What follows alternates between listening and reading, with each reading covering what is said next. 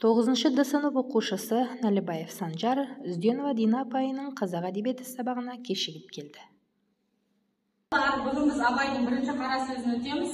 Бірінші қара сөзінде не туралы айтты деп білеміз ба? Абай бірінші қара сөзін 56 жасынан бастап жазған екен,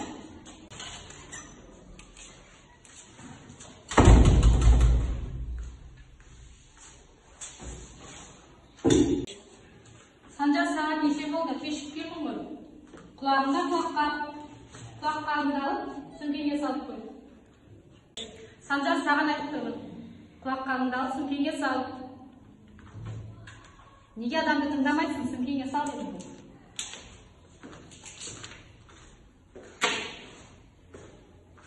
Беріңіз құлаққабыңды. Болмайды, отырда сабағым болсын. Сіз мені жекеменшік затыма қол сұғуға қандай құқығыңыз бар? Сен менің құқығым жайлы сабақтан кейін айтамыз. Отыр орныңа. Бересіз ба, бермейсіз ба? Бермеймін, орныңа отыр. Керемет. Сіздің сабағыңыз. Апай Санжарға ренжімеңізші, ол соңғы күндері сөз көтермейтін және де ашуланшақ болып кетті. Өзінің қателігін түсінбей, ашуға бой алдырған Санжар сабаққа қатыспай, дөрекілік көрсетіп шығып кете барды. Дәл осы сәтте Санжардың қасына аяулым келеді.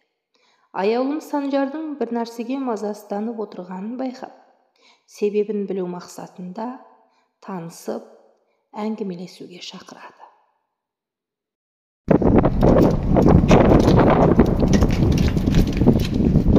Сен осы жерде отыра тұр. Дәріханаға дәрі әкелемін. Сәлем. Қалайсың? Бірге тұрып бұйырған екен, жөн сұрасып отыр.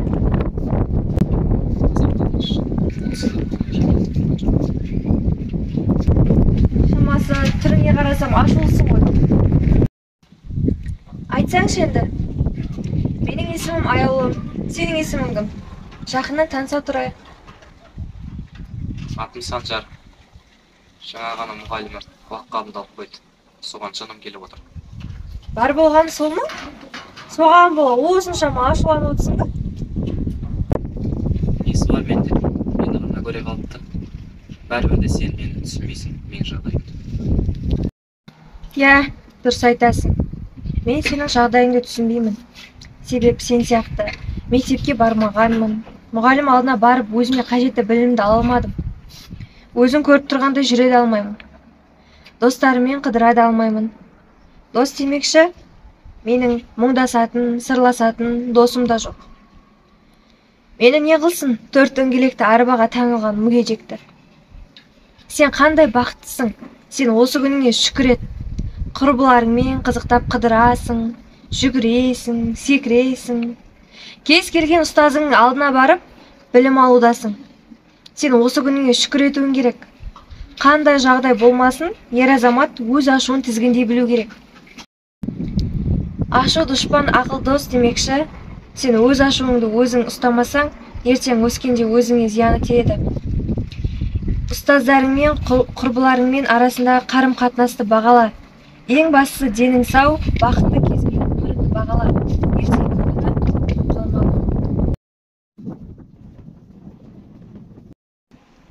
Үйге қайттық Аяулым, дәрін ішетін уақыт болды.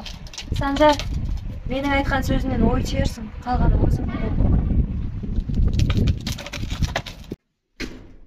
Санжар, не болды балам? Бүгін ерте қайттың ғой. Не, мазаң жоқ па? Ауырып қалған жоқсың? Апайда бір құлаққапты сабақта тақтың деп алып қойды. Соған ашуым келіп, қайтып кеттім. Ой, бұл балам ой, мына тірлігің дұрыс емес қой сенің. Сабақ үстінде құлаққапты қолдану үшін алып бердің ба саған? Біле білсең, ұстазыңнан ұят болыпты. Ұстазың деген ол білім ғана беріп қоймай, тәрбиені де қатар береді ғой. Кешірім сұра ертең барып, жарай ма? Одан кейін, ертеңнен бастап сабаққа кедергі келтіретін заттарды үйде тастап кетесің. Түсіндің ба? Бұл саған айтқан бұйрығым емес, өтінішім. Кешірім сұра. Болмайды бұл балам.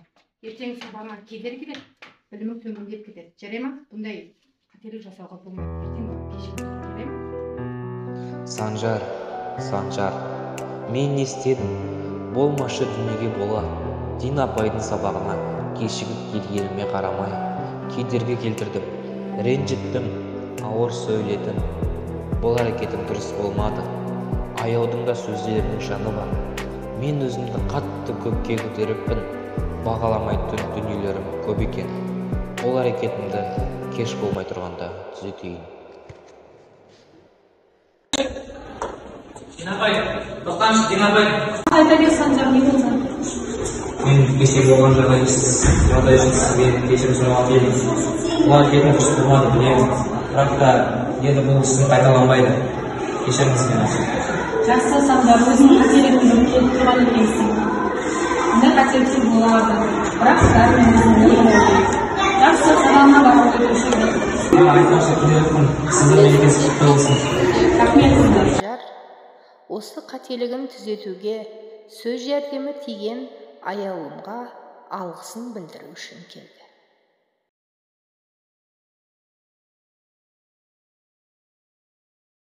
Санжар, бүгін көңіл күйің жақсы ғой? Иә, көңіл күйім жақсы. Сені алыстан көре қалып, амандасып, рахметімді айту үшін келдім. Иә, кешегім дұрыс болмапты. Мен апайымнан кешірім сұрап, әрі ұстаздар мерекесінен құттықтадым. Менікі дұрыс емес еді. Дина апайға да оңай емес. 20 бала болса, 20 төлемін сақтау оңай емес қой, әрине. Иә, дұрыс шешім жасағаның кәдімгідей риза болып отырмын. Негізі мектептің, ата-ананың, ұстаздың бірге байланысының мақсаты, нәтижесі сол. Сен секілді кеш те болса қатесін түзей білген қоғамға пайдасы тиер бүтін бір азаматтар мен азаматшалардың ұядан ұшыру емес пе? Жарайсың, Санжар, мен саған риза болып отырмын. Қатты қуанып отырмын. Арқамнан ауыр жүк түскендей болды. Қателігімді түзеткенің үшін саған